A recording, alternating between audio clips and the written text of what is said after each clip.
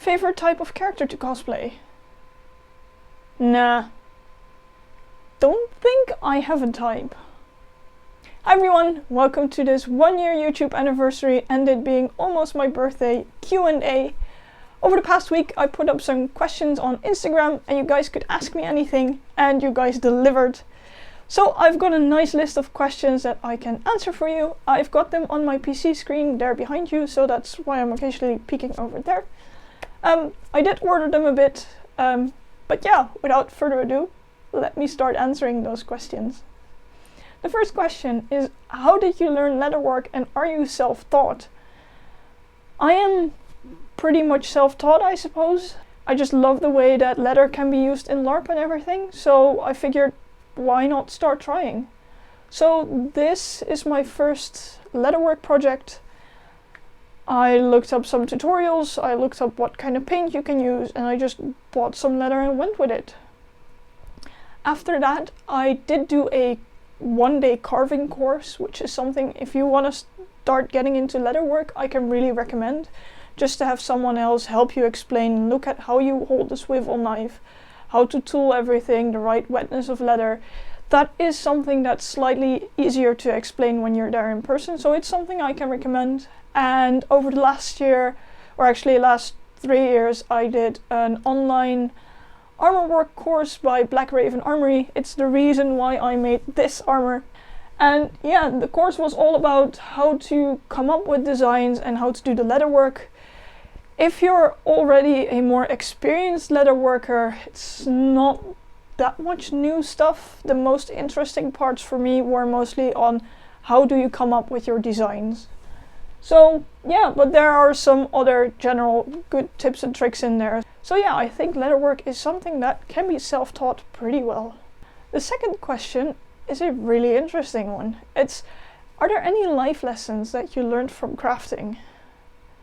I actually thought about this one already and I find it a really difficult one to answer. I don't think there are any grand life skills, I guess, that I've learned from crafting, but there is stuff that can be applicable in daily life as well. I mean, my costumes is one of the reasons why I started to learn how to plan properly. And I'm actually finishing costumes without a deadline now, which is new for me and I guess relevant to life lessons. But yeah, it's also a thing of not everything has to be perfect and people can make things come across as perfect even if they're not. So I guess it's also a way of taking stuff with a grain of salt. The next question is there one thing you'll never be interested in making? Which I actually like that question, and it also made me realize that I have made a lot of different things. But I think stuff that I'll not be making quickly is just the grand, pretty looking dresses, as in the giant ball gowns. Think Disney princess. All the sparkly glitter. They're very pretty. I mean, they're very, very pretty gowns, but I just don't see myself wearing them. So I guess stuff like, well, Disney princesses, the giant ball gowns, that area of stuff. The Disney villains, on the other hand, wait till later. What was your first Warbler project? I actually have it here. This was the very, very first thing I ever made with Warbler. This was in a 1 or 2 hour during workshop on a convention. So not necessarily based on anything, it's just, here's a sheet of Warbler, go play with it. It's actually, only the brown stuff is Warbler. This is a meshed thermoplastic. But yeah, I never actually used it for anything, but I still like it and I keep it around just because I still like it. The first bigger project, or actually cosplay project that I used for something, was Sokka's war helmet, the wolf thing. I'll put a picture up here, which unfortunately I don't have anymore because it was a gift to my ex, and well, he's my ex, so I don't have the thing anymore. That was a great how to actually work with Warbler project. That taught me that you should not use Warbler single layered without any foam underneath. And actually from there I immediately jumped into the Daedric armor. I think my Daedric armor was, well, the 3rd or maybe 4th Warbler project I ever made. So it's a really nice and easy to learn material to work with. What is a big someday costume or cosplay that you want to make? I can only answer this with I have none. The reason for that is usually when I think of a grand or super awesome project that I want to make, I just do it. I am not someone to wait to have the right skills or wait till it comes in handy or something. No, if I really want to make something, I just start doing the thing. I guess indirectly a project that I had been thinking about for a few years until making it was my cyberpunk costume, which is currently in progress. And that was just because there were always other projects ongoing and I just didn't really have the time for it yet. Yeah, mostly if I have a big day project, I start making it. Or it's, well, like the cyberpunk stuff, it's in progress. So yeah, I find that the big projects are perfect to learn the new skills on, and that's usually why I dive into them right ahead and don't really wait for having the right skills. I might have a new one coming up where I have to learn quite a lot of new skills, but I'm not entirely sure yet if I'm going to do that, but more on that later in this video. Well, in the same line, how is your cyberpunk costume going? Well, as you could see from the most recent video, the basic stay construction is done, I suppose. I actually got the EL wire in now and I am sewing all of the cording channels, which is probably going to take a few weeks because I only do a few at a time. And well, after the stays are done, which I hope to have done in September or something, after that I can start on pants. And I think I have decided to actually go for full leather pants. So I'll have to go and get some leather somewhere. And once those two are done, I can start thinking about the rest of the costume. Like I already said in the project announcement, that project will be a very much think what I'm going to do as I'm going along kind of project. Just make sure that I have the basic items done and the rest will follow later. Then I've got a few questions about the snakes. I was already looking forward to these snake questions because, well, I just like talking about snakes. Very unfortunately, I cannot grab one of the snakes at the moment as two of them are being grumpy in the corner and the other one is in shed. So all three of them are not really okay to take out right now, but I might put on some b-roll footage or something. We'll see about that. First question, okay, but like snake armor, would it be snarmor? Also, snake corsets or snorsets? Interesting question. I guess I like the contractions of the word, so let's go for the snarmer and the snorset. I probably would never build any because I don't like putting snakes in tight stuff, but if they would wear them, I think that's what they would be called. What made you want snakes? And they are super cute, by the way. Thank you. Well, this actually goes back to, well, me holding a snake for the very first time. I lived in student housing with my then not yet partner, and he had Snakey on his room, on his student room, and at some point in time, well, me studying biology and him studying biology and having a snake, I was like, well, that's an interesting snake. And he was like, well, do you want to hold it? And I know love at first sight is a bit of a cliche, but yeah, that's the moment that I fell in love with the snake, and pretty soon after that with my current partner. But anyway, yeah, so Snakey was actually the very first snake I ever held, and he is such a calm and gentle snake, and not everyone will agree with me on this, but he has an absolute puppy face and he's just adorable and cute, and I don't know, I just like the way they look. And from a behavioral biology standpoint, I mean, that's what I studied. I find snakes really interesting because not necessarily a lot of research has been done about, well, their intelligence and personalities and all that sort of stuff. So I'm trying not to anthropomorphize snakes, but I just find it really interesting to observe them and see the way that they react to the world around them. I think that's why I like snakes. Also, they're very easy pets to keep. If you've got the setup proper, you don't need to pay attention to them every single day. They're great pets for if you're slightly busier. Which I guess accidentally also partially answers the next question, is what are your favorite things about snakes? Well, pretty much what I said before, and also they're easy to keep, and They don't necessarily need all the attention, but you can grab them with you and sit with them on the couch. Especially with Snakey, we just like to grab him when we're watching a movie. It's always such a weird thing to say, but they are great to cuddle with. As in, especially Snakey, the other two move around a bit more, but Snakey just plops down and he lays there. And they feel really interesting. I mean, some people think snakes are slimy, but they're absolutely not. They're very dry, but they feel very smooth. And especially the first few times when you're holding them, you can just feel all the muscles moving over your hands, and it just feels very interesting. And other than that, I mean, like any pet owner, they're just adorable when they do about anything. When they blab, when they drink. Yeah. Periscopes are also a very good, adorable thing. Yeah. Snakes. And do the snakes have different personalities? As I said, this is a topic that I love personally.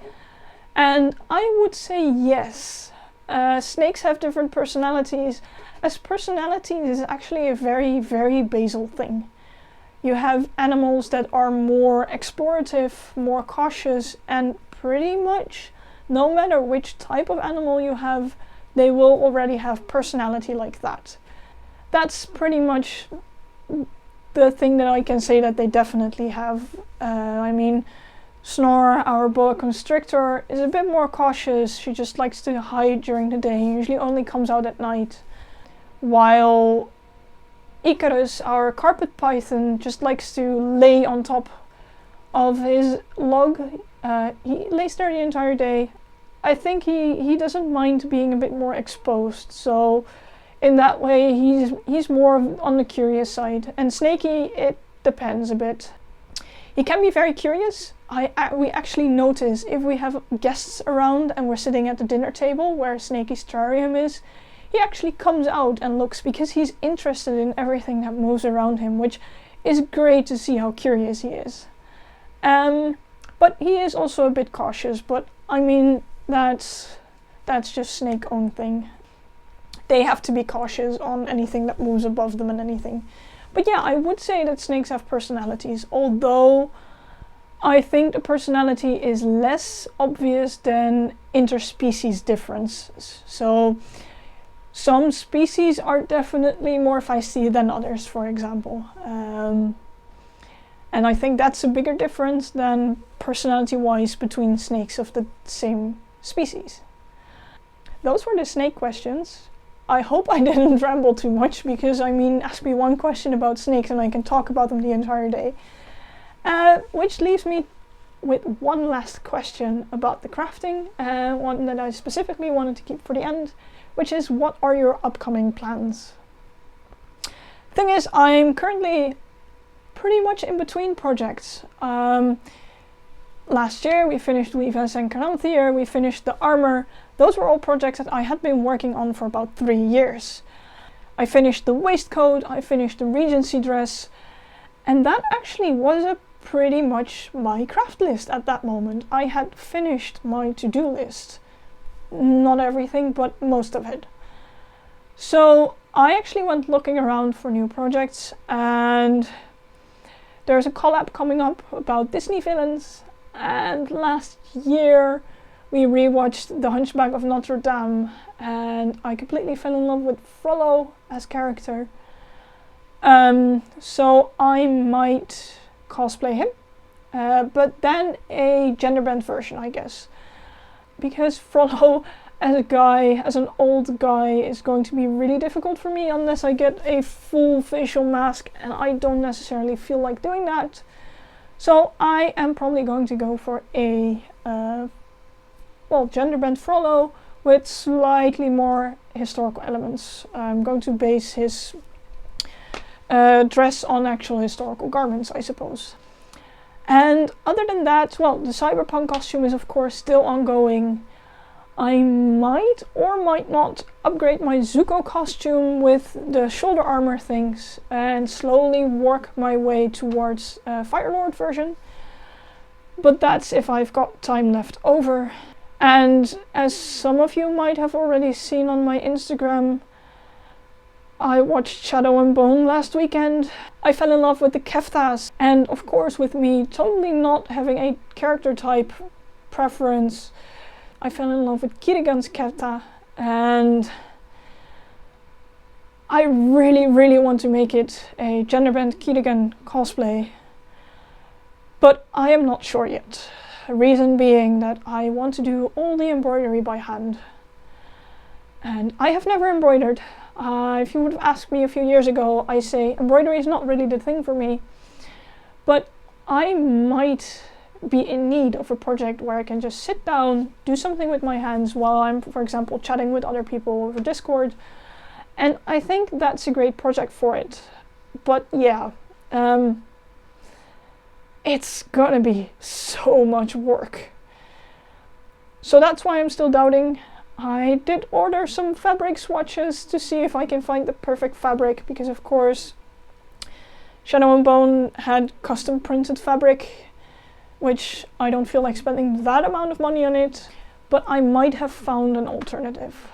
Yeah, and what better to do if you're doubting on if you're gonna cosplay something or not to already start on it. So I might have already started Kirigan's ring out of Warbler yesterday, but I'm still not sure if I'm gonna cosplay it. So, yeah, that's it for my costume plans. Upcoming plans in a different way is next weekend. So when this video goes live tomorrow, I'll be attending the Dutch LARP Summer Festival, which is a digital LARP festival, as you could already see in my unboxing video from last Saturday. I am going to attend Castle Fest on Saturday, but as a body paint model. I'm not attending as a visitor. And I just bought a ticket for the cosplay meet at Kasteel Heeswijk, which is usually a Disney meet, but this time it's free theme. But who knows, depending on how quickly Frollo goes, I might actually end up in Disney. So yeah, that's it basically for my upcoming plans. Hopefully I'll have 2 or 3 LARPs in the autumn, but that's all dependent on Corona stuff. So yeah, we'll see about that. And that's it for this Q&A. I hope it wasn't too much rambling.